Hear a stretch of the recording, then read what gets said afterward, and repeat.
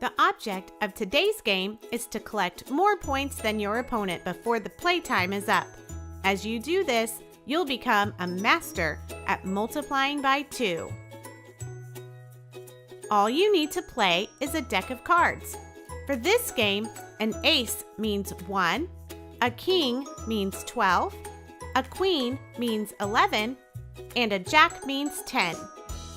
Each player will draw 7 cards. Keep them in your hand, but don't let your opponent see them. On each turn, you can do one of 3 things.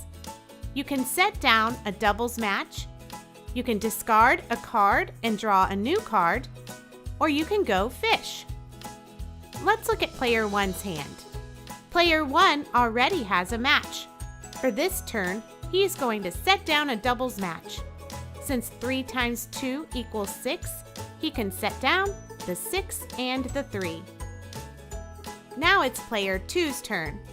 Remember, on each turn, you can either set down a doubles match, discard a card and draw a new one, or go fish. She knows that since a queen represents an 11, there will be no match.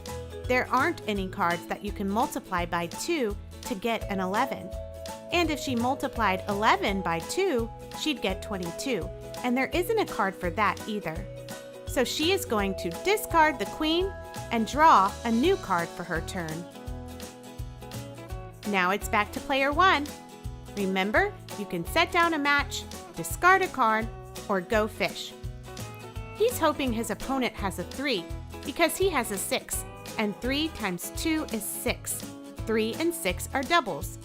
He decides to go fish. He asks his opponent if she has a 3.